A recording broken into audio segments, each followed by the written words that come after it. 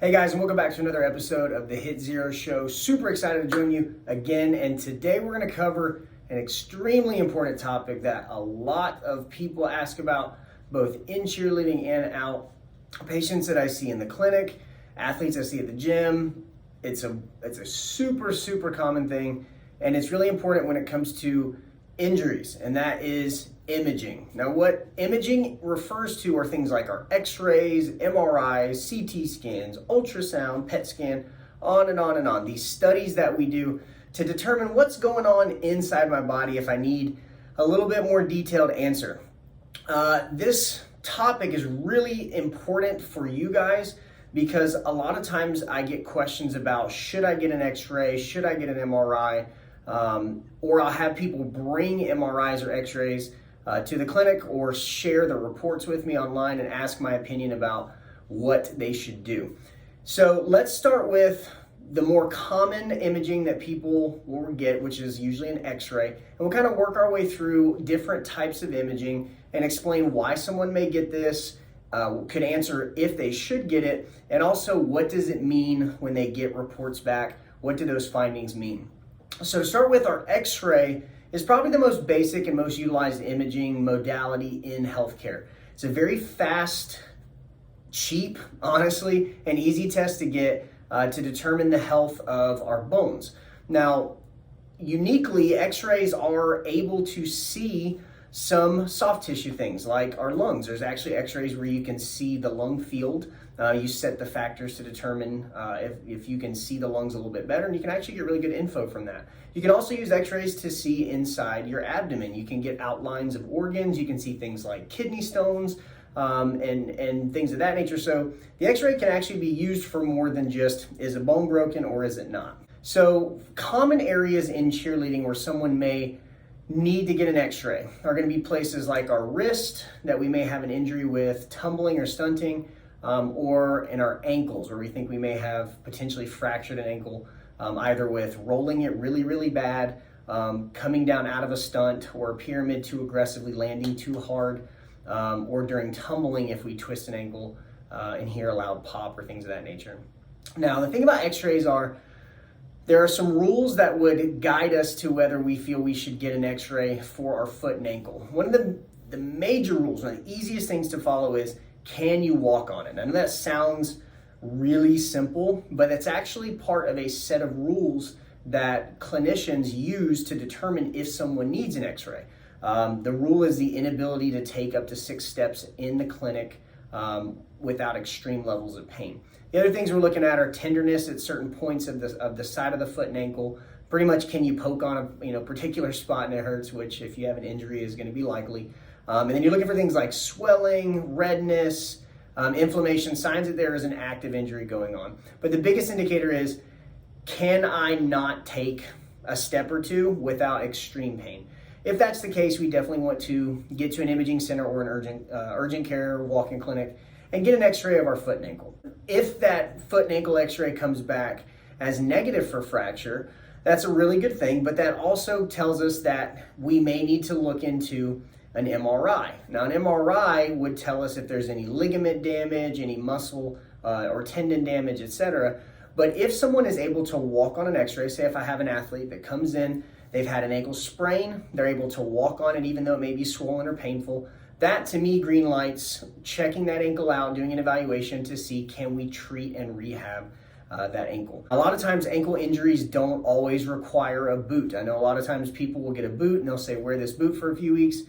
A lot of times an ankle sprain doesn't need a boot, and if you boot it for a really long time, you immobilize an ankle for a really long time, you can actually risk the ability of that ankle to heal properly in the long term. So short-term booting is okay, but if someone has a stable ankle sprain that they can walk on even though it's kind of painful, and we determine that it's safe for them to at least stand and walk, your best bet honestly is to move forward with some sort of treatment or rehab to see if you can get that ankle to heal and repair faster than if we just booted it for a few weeks and then tried to rehab from that point. If someone does get an x-ray of a wrist, this is a really important part.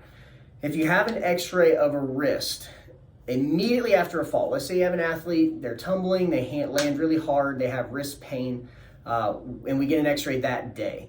even if that x-ray says no fracture, it's so important that we get a follow-up x-ray on that wrist at about 7 to 10 days out.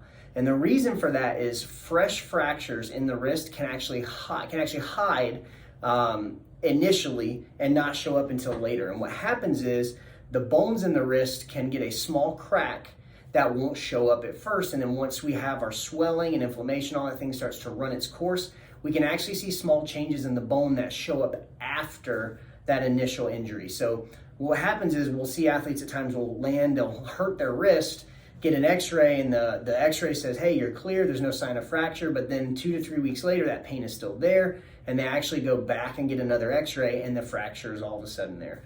The truth is it was there the whole time, we just couldn't see it initially. So it's extremely important that if you get a fracture in the wrist, and sometimes in the foot, if you have pain that just lingers, it's pretty extreme, follow up with another image, because those fractures and things, again, can hide from the initial onset of the injury. If we have somebody that has ruled out fractures, they've ruled out these things, a lot of times people will say, hey, you need to get an MRI to look at the ligaments, the cartilage, the muscles, the tendons, and nerves and things of that nature. Depending on the area of the body, there are guidelines for when we would want to get an MRI. And those guidelines vary from location to location. Like for instance, in the spine, a lot of times it depends on what's the progression of that injury. Is it an acute injury? It just happened. Usually an x-ray is going to be a safe bet for the spine. If we have chronic ongoing pain that just does not get better with treatment, rehab, rest, we're doing all the right things, and it's still not getting better, we would then turn to an MRI. Now what an MRI is a pretty time-consuming, in the broad scheme of imaging, it's a pretty time-consuming study. It takes anywhere from 15 to 30 minutes for an MRI. You're in a tube, and they're taking a lot of pictures of you that are in slices, and then they piece all that together into a 3D image of the body part that they're looking at. Versus an x-ray takes just a few seconds, it's a fast picture, and it's a 2D image of the area that we're looking at, but we get opposing views. So we look at it from one direction and another, and then we would compare those two. An MRI is a 3-dimensional view of the structure we're looking at. Now with the spine, additionally, if we have, kind of that chronic pain that doesn't go away, even with rehab and rest, one other thing that we may turn to an MRI for the back is if we're having neurological issues with that as well. Let's say somebody has a back injury and they're starting to feel pain radiating down their leg, or they're feeling weakness in their feet, if they're getting numbness and tingling. Those things also could potentially warrant needing an MRI. But the clinical guidelines for ordering an MRI for anyone is progressive neurological deficit. So let's say somebody comes in and they have kind of nerve pain or nerve symptoms down their leg, but as they're going through rehab, if they're improving, even if it's slowly, if they're improving, that still doesn't warrant the need for an MRI. If someone stays the exact same, if we're following guidelines, if someone is coming in for treatment and they stay the same for the first couple of weeks and they're not getting worse, that actually says to not get an MRI also. We would say we want to see a deficit there. Now, a lot of that's going to fall onto the discretion of your doctor, your provider, but just following guidelines, if someone comes in with neurological symptoms and they're not getting worse, but they're staying roughly the same, at least in the early phases of their care, that still doesn't necessarily mean to jump to get an MRI. Other areas where MRIs are extremely helpful are if we do have a really unstable ankle or multiple ankle sprains, we potentially would want to get an MRI to see if our ligaments are still intact. If someone has severely injured their knee, like in a tumbling pass, they feel a pop. We have pop pain and swelling is kind of our 3 big things in the knee that we would say, hey, something may be going on here. That would warrant an MRI of the knee to look at the ACL, the meniscus, the MCL, and some of the other structures in the knee. Recently, I had an ankle injury in an athlete that seemed to be an ankle sprain. As we went through the evaluation, we actually saw that there looked to be potentially a muscle tear. There was a balled up piece of muscle on the side of the leg. And before I treated and started rehabbing that athlete, I wanted to confirm if this muscle was in fact torn, because then we wouldn't want to push it too hard. And so before treatment and before an x-ray, I actually ordered an MRI for this athlete's ankle because we needed to determine if it was safe to actually do rehab. So with our MRI, actually what an MRI is really kind of cool. You go into this tube and they shoot high-powered magnetic waves at the body. Now this is safe for us. It's not radiation. It doesn't cause any side effects. But what's cool is that this high-powered magnetic wave is able to pick up the ionic differences in water. So we know a molecule of water, H2O, hydrogen and oxygen, has different charges on each end. And when magnetic waves are shot at these ions, you're actually, the machine is able to pick up the ionic difference of the water. It's able to actually see structures differently if they have a higher or lower water content.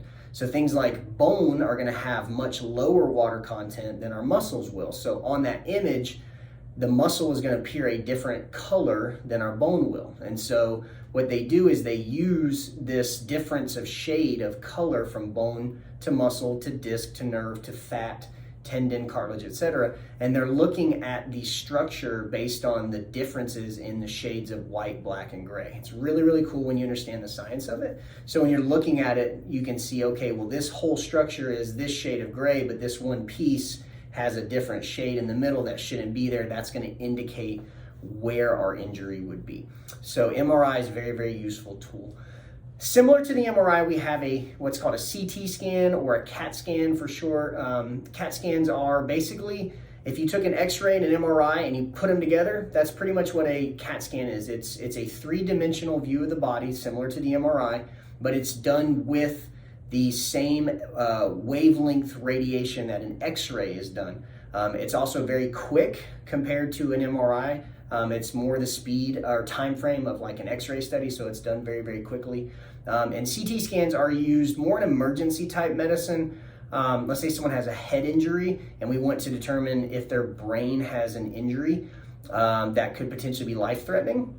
Even though the MRI is going to give us a better quality image of the brain, the CT scan is a high enough quality image that we can see, is there something here that looks really bad that we would need to get an MRI quickly for and give us an idea of the status of the brain without the super, super clear, high quality image that we would want for a more detailed study. So think more of, I need a good enough answer fast to see if there's something really bad going on that we need to act quickly. And then we could look to say, okay, there's not an emergent situation going on with the brain. Now we know we're safe enough to take a little bit more time to get an MRI. Things with the brain, obviously, there are things that could, within seconds to minutes, we could potentially be life-threatening. So having a fast answer in those situations is really important. But if somebody needs the highest quality image possible for the brain, we would typically turn to our MRIs. Other things that can be used are things like ultrasound. You can use an ultrasound to check for things like blood clots in our lower leg, potentially for cysts in the back of the knee. If we have an athlete that's having knee pain, you can use an ultrasound study to check the back of the knee and see if there's a cyst back there. And we can also use ultrasound for things like our organs. But think basically kind of the same science behind when we get sonography done. For looking at a baby when someone's pregnant. We can use that same technology to look at muscles, tendons, blood flow, look for cysts, and with a really, really talented, what's called a medical ultrasonographers, we can actually use ultrasound diagnostically to look at things like rotator cuff tears, because you can see the muscle actually moving with the ultrasound.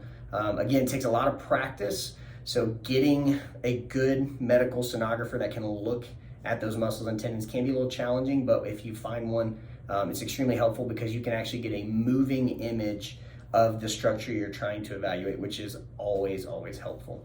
Those are the more common things that we tend to see in the cheerleading world, or the questions that we have of, should I get an X-ray, should I get an MRI, when and why? And hopefully this answers some of those questions as to when those things are important and when they're useful. Also, we want to make sure we're not just spending time and money in healthcare in places that we don't necessarily need it. So I know a lot of times people will put a lot of weight into the MRI, like MRIs are so important, they're so good, like if I don't have an MRI, I'm not going to get the right answer. And that's not necessarily true. MRIs are very expensive studies that, again, are used as a tool, just like anything else. They're a tool that gives us information. but not always all of the information.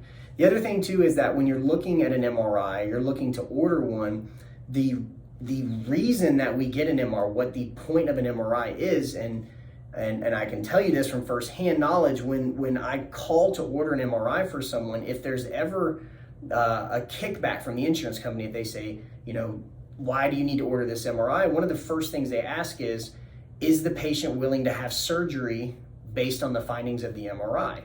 So what that means is that the MRI is used as a tool for a surgeon to be able to understand what it is that they're looking at before they actually go in. And so if a patient is not at a point where, they're absolutely going to have surgery no matter what this MRI, if this MRI says, hey, you have to have surgery, are they willing to do that at that point? That a lot of times will eliminate the need to order one in the first place.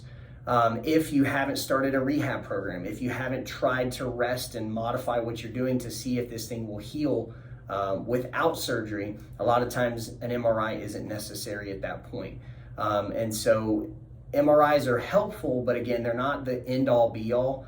And without trying to do some sort of rehabilitative program beforehand, a lot of times they're denied, so meaning the insurance company won't cover it because they don't believe that it's a medical necessity to have it. So for patients that rely on, they say, I got to get an MRI, if the MRI doesn't tells us information we already know, then it's really a big expense for something that we don't necessarily need. So a lot of times your best bet is, if it's an emergency situation, definitely get it checked out quickly by some sort of walk-in or urgent clinic. If it's something that isn't an emergency situation, your first best step is to find a good provider, a good doctor that is able to properly evaluate the area of the body that we have the injury, properly lay out a treatment and rehab plan if it seems warranted and safe to do so.